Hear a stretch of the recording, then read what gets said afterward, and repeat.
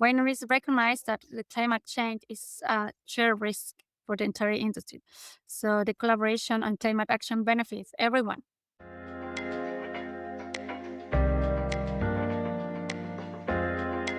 What happens when competitors stop competing on sustainability data and start sharing it?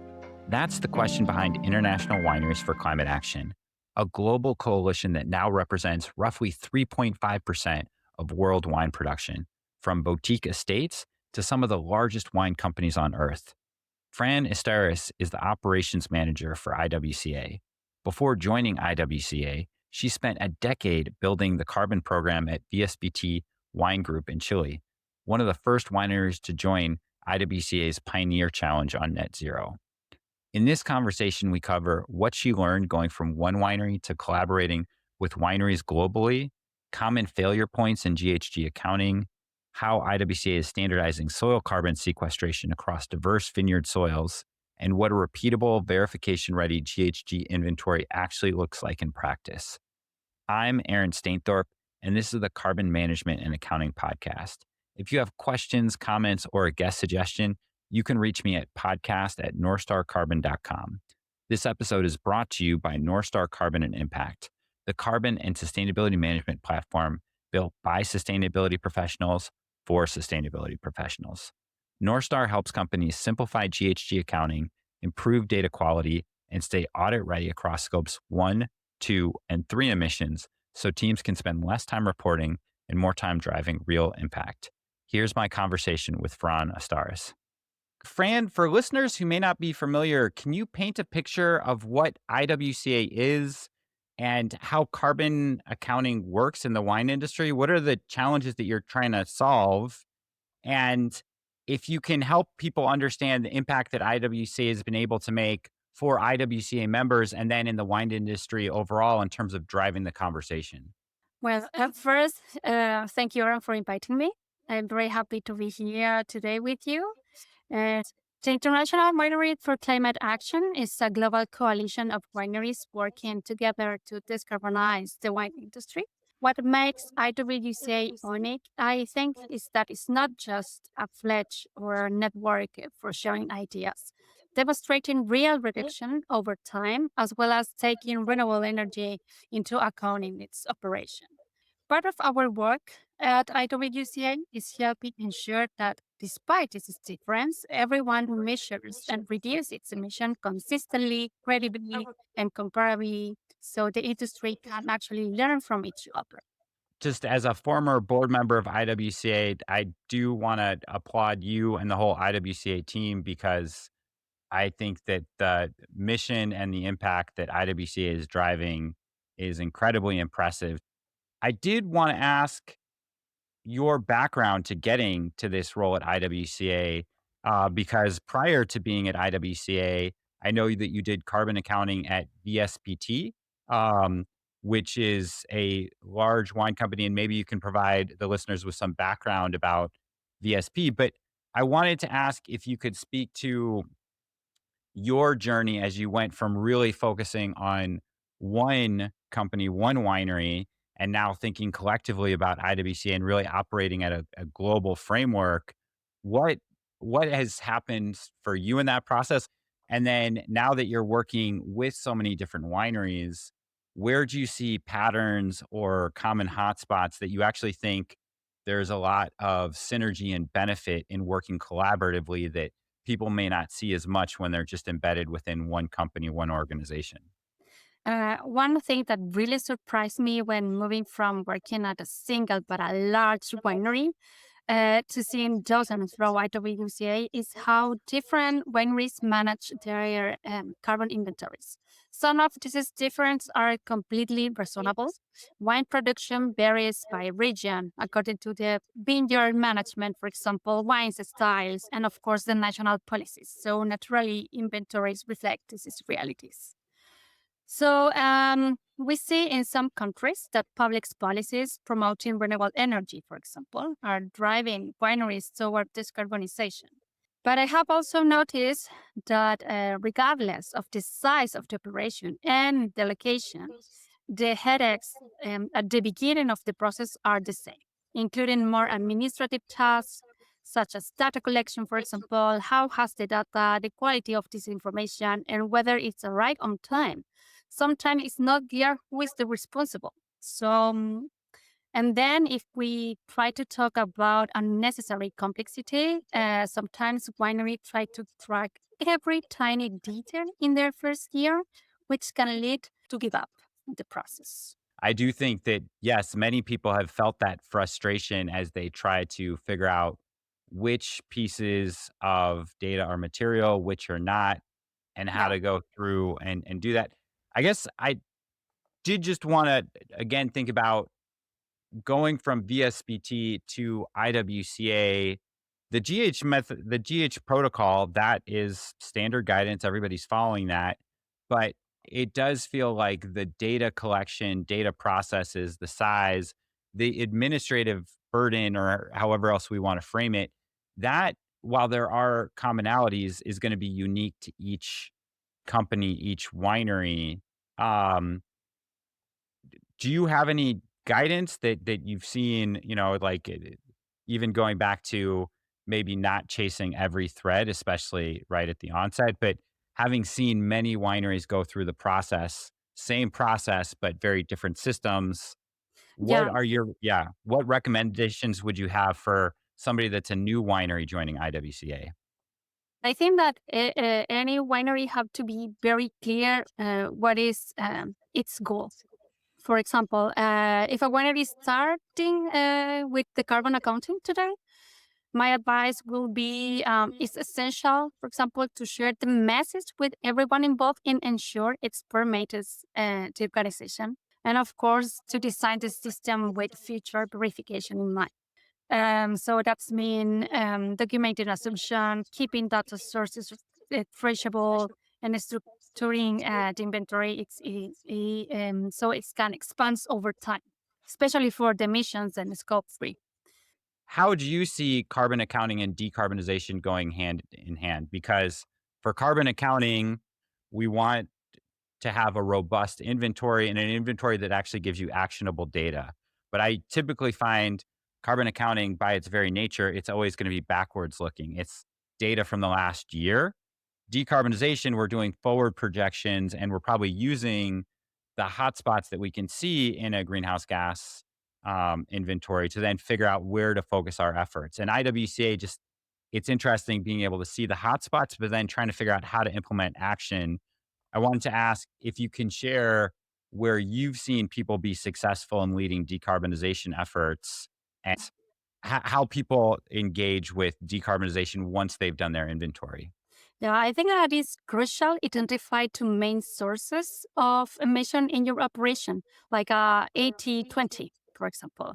And with this, you could be useful this information when you decide to identify quick wins for reduction. You can see in the IWCA last report that almost wineries has 0% in its emission of the scope 2, for example, because they use renewable energy, and that is a quick win.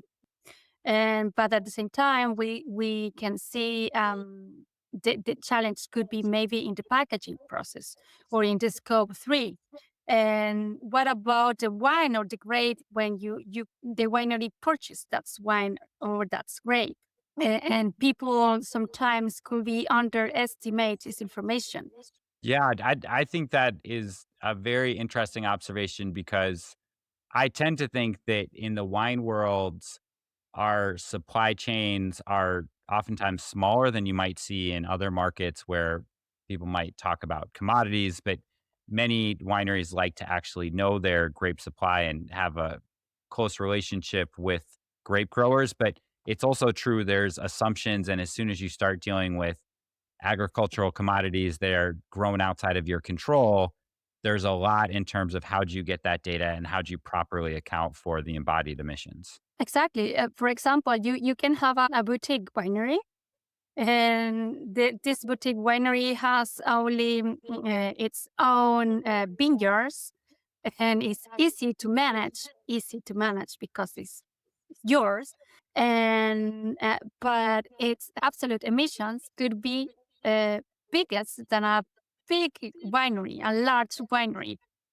because maybe that winery has operation in different countries or in different regions, and this is winery purchase wine and grapes. This is three could be not so easy to manage, but their emissions could be or the intensity could be lower than a boutique winery. I did want to transition from this to talking about a very exciting initiative that I know you've been working closely on with IWCA, which is the Soil Organic Carbon Sequestration Initiative. Yes, This feels like a tricky area of carbon accounting. There's been a lot of new guidance coming out related to, the flag for GHG protocol. How do you yeah. measure soil carbon changes over time? I wanted to ask if you can share with us what IWCA is doing here and why standardizing soil carbon sequestration matters for the wine industry. Yes. Okay. Well, soil organic carbon is one of the most exciting, but also one of the most complex area in agricultural carbon accounting, I think. So now, what WSCA is working on is helping wineries measuring soil carbon consistently and scientifically as part of a collaborative effort that we continue today with the Porto Protocol Foundation, as you said, the Regenerative Viticulture Foundation, and the Association of Regenerative Viticulture. That's mean aligning with established soil samples protocol, defining clear baseline, and ensuring measurements can be compared across the same vineyard and over time. The standardization is crucial here, I think. If every winery measures soil carbon differently, tracking is not possible and it's difficult to build trust in the data. So now IWCA and its partners' goal is not just to help individual wineries measuring soil carbon, it's to help the wine sector build a shared understanding of how soil management contributes to climate mitigation.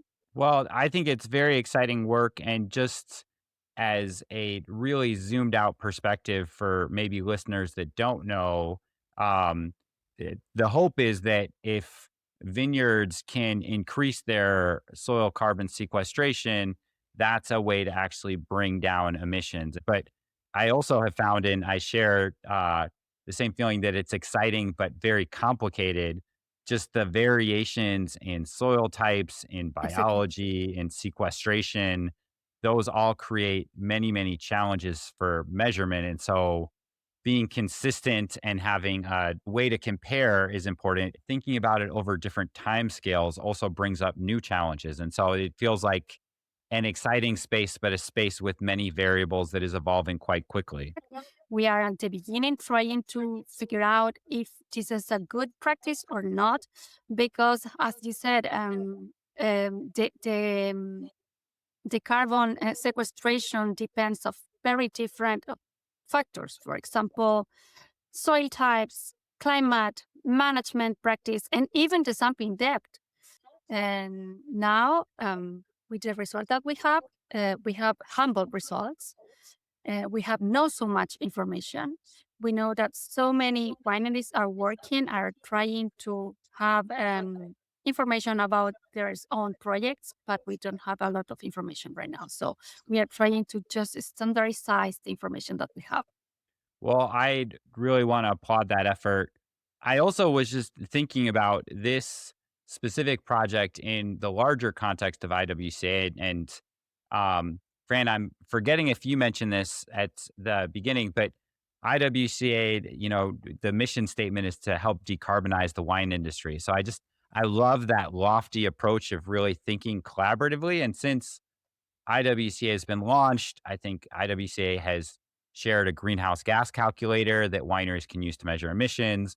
They've shared reports on best practices that you can see with regenerative farming. And I think this um, latest effort to really share and consolidate data on soil carbon sequestration, it's really providing a lot of benefit to people that are not just IWCA members, but want to understand this space. And for people that haven't seen, Fran referenced the IWCA annual report, but it's fascinating to see there. It shows the average emissions for an IWCA member, but then it breaks it down by each individual IWCA member and includes kind of important metrics and narrative to give context to how everybody's working collectively towards a shared goal. But the way that they get there is going to vary based off their unique conditions. And so, again, I think this carbon sequestration project is crucial because it's really that power of collaborating and then sharing results publicly that helps Yeah. everybody improve their methodology and understand best practices. Exactly. If every winery has information or want to know more about it, can contact me or the Porto Protocol Foundation or the Regenerative Viticulture Foundation. We just want to have more information and share everything with everybody because the climate change is a problem for everyone and the benefit could be useful for everyone, you know? Yes, I love that that is part of the IWCA mission, and it's really amazing to see that impact. I think for many people, when they first find out about IWCA, a lot of wineries and probably many companies for that matter, they haven't necessarily even done a carbon inventory yet. With IWCA, you're seeing many different wineries do their inventory, and oftentimes people get tripped up doing their inventory. As you mentioned before, like it's complicated. Yeah. What are 2 to 3 carbon accounting challenges you see wineries experiencing in their first few years? And do you have any advice for wineries doing their inventory to try to avoid those most common challenges? Yeah, well, I told you before, the first challenge that I see is regarding scope three agriculture emissions, especially related to grape or wine production. So many wineries underestimate how complex this part the inventory could be. So for example, of the winery purchased grapes or wine, I think that the winery should look closely and understand how similar or dissimilar the production of this grape or wine is in comparison with the production of the grape or wine itself. The second common issue that I see is data collection system. Some wineries build carbon inventories without accountability, and this quickly becomes difficult to maintain as the inventory grows. And the third is trying to make the system perfect from the day one. So carbon accounting improves over time. What matter most initially is establishing clear boundaries, consistent methodologies in a process that can evolve. No. That makes a lot of sense, but I wanted to ask, what does good look like? Not perfect, but good, because Yeah. I think you've seen a lot of climate leaders. And so when somebody is doing carbon accounting really well, they have a repeatable system, it's something that uses credible data. What are the hallmarks of that system? And what separates those wineries from wineries that do struggle doing carbon accounting? Yeah, okay. In general, wineries with robust and consistent emissions inventories tend to be those wineries with year of experience and learning in this area. And at the same time, are wineries with failures and learning in the process and very honest. They say, okay, I made a mistake. I want to fix it out, you know? So first, they treat the inventory on an operational system. It's not just a sustainability report. And that's mean every team on the company contributes data and has a real deep understanding of the process relevance and the need for timeline, high quality data, for example. Um, you can see, for example, that they have clear documentation of methodologies and assumption, which become critical when you move toward verification or external reporting. And third, they focus on consistency over perfection that I say before. Sometimes perfect can be enemy of good. I don't know if you have that sentence in English. Yes, we have that exact same phrase, "Don't let perfect be the enemy of the good," and I think that really helps here because when something is so daunting for people first getting into carbon accounting, um, I think the idea of chasing every single thread and everything needing to be absolutely correct can be very hard, but I think for many that have been doing this for some time, that understanding of continuous improvement and understanding that assumptions are always going to be part of the process Mm. helps realize it's more important to kind of focus on continuous improvement and also be willing to do a look back and acknowledge if a calculation should get improved over time because that's how we get real progress. Yes, and I agree because when I start at BSPT 10 years ago, I really didn't understand what they are asked to me. Ask me, what do you want that I do? Yeah. I really don't understand how I have to build a GSG inventory. What is the crucial information?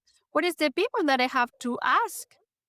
Okay, and then I can make this inventory, but what happened after, what I have to do. Well, I think that actually speaks to your last comment about when wineries do it well, that it's really embedded throughout different teams. And I think you used the word like operationalized, or it's part of their because it does feel like when different departments within an organization have buy-in, then you really start to get more of this culture change.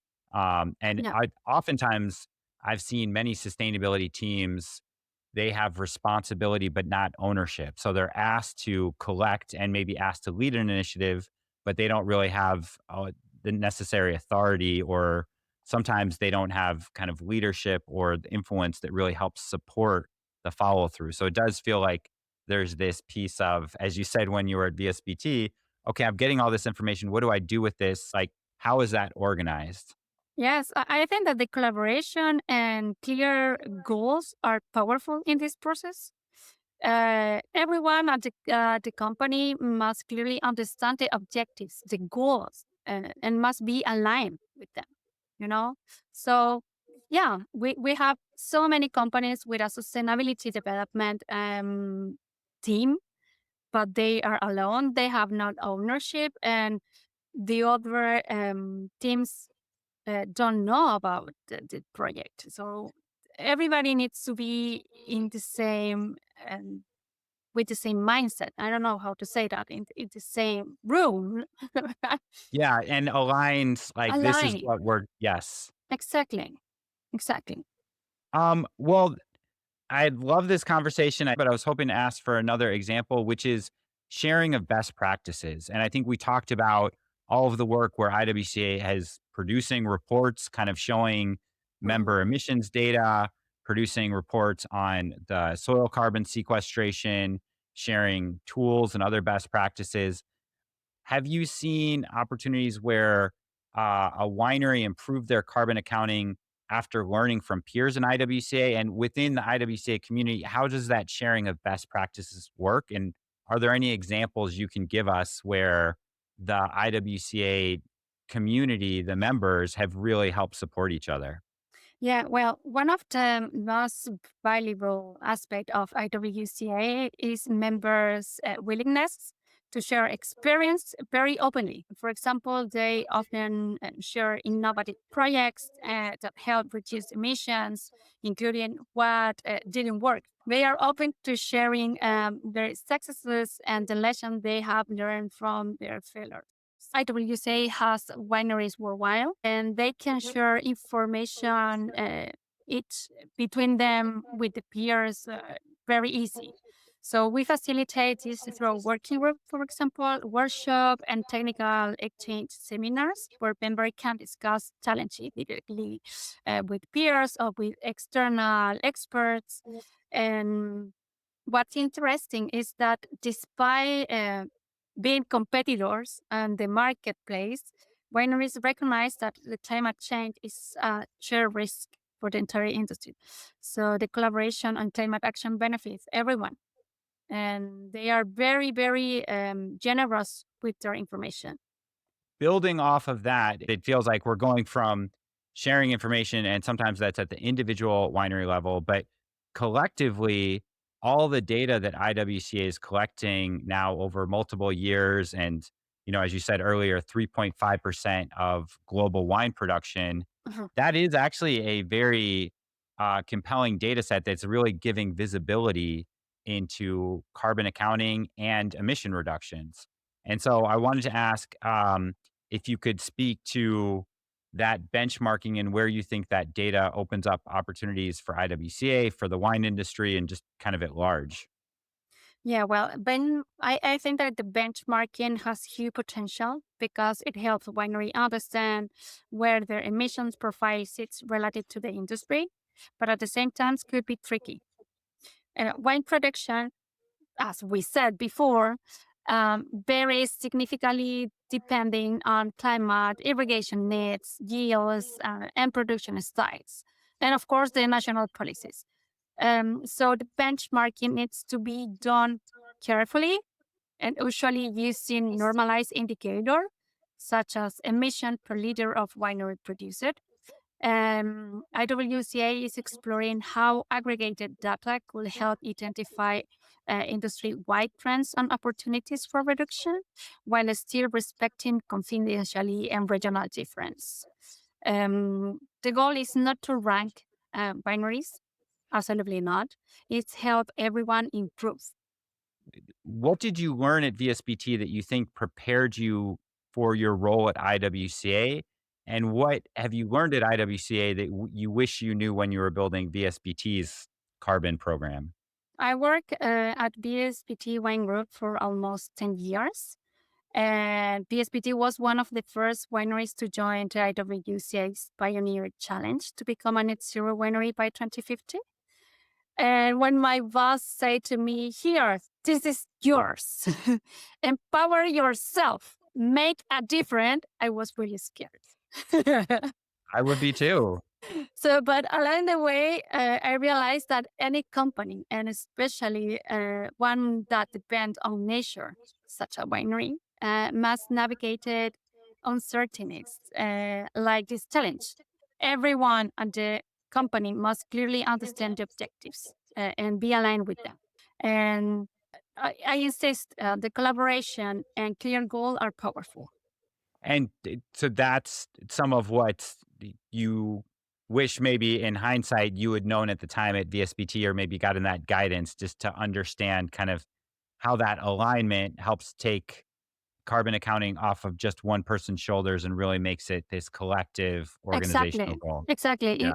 It's a company objective. It's a company task. It's not depend.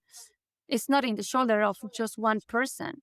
And at the same time, it's yes, I see every day different wineries, different places with different size, but the teams or the commitment of the company is the same. They have a goal very clear. They want to work in this. They believe in this. We're always talking about the future, whether it's 2030, 2050. We're looking ahead and we're thinking about how to decarbonize.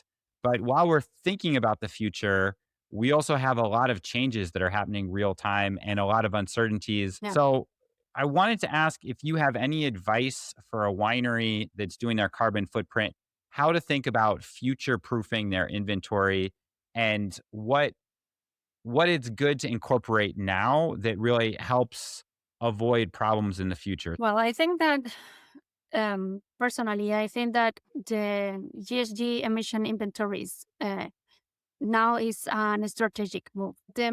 I think that the wineries need to try to understand where is the information, the origin of the information that they need, how is the quality that they have right now, and if they don't have the data, they need to start to collect or create to report.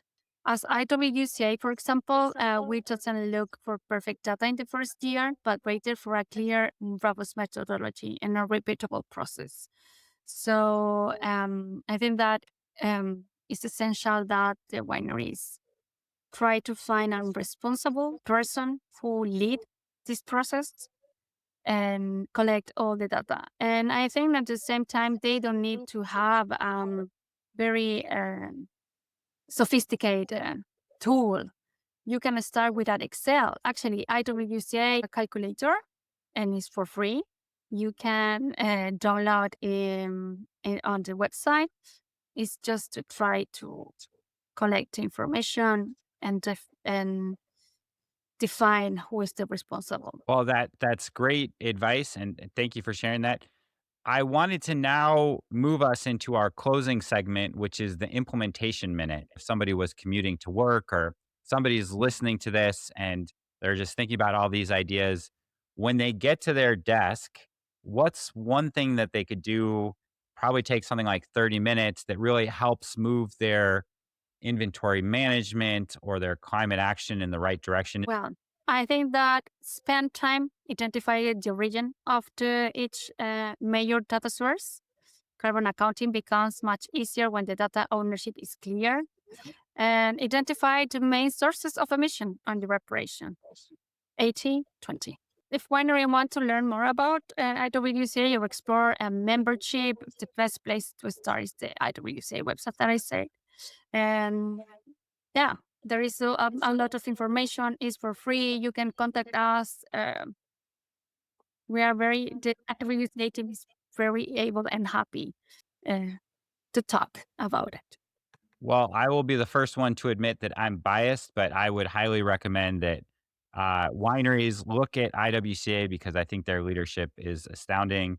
And I think just even outside of the wine industry, it's quite an impressive feat to think about an industry led initiative that really holds members to a high standard of doing greenhouse gas accounting, Yeah. committing to inventory reductions, having renewable energy and really sharing best practices both in the organization and outside of it. Before we wrap up, I did want to give a thank you to the sponsors of this podcast, North Star Carbon and Impact, for supporting us. If you're looking for an easier, more transparent way to manage carbon and ESG data, prepare for audits, reporting, and decarbonization planning, please visit northstarcarbon.com to learn more or request a demo. Fran, I've learned so much from this conversation. I think our listeners are going to be very excited to hear this. Where can they go to connect with you and follow IWCA's work? Is it the IWCA websites? Yeah. Well, people can connect with me on LinkedIn. I'm Francisca Startus or Fran Startus. And of course, follow the work IWC is doing throughout the website or LinkedIn or Instagram. The entire IWC team will be happy to address any question about this. Fran, thank you so much. I've really enjoyed our conversation. And to all of our listeners, if this episode was valuable, please share your biggest takeaway on LinkedIn and tag us so we can continue the conversation there. Thank you so much. Thank you.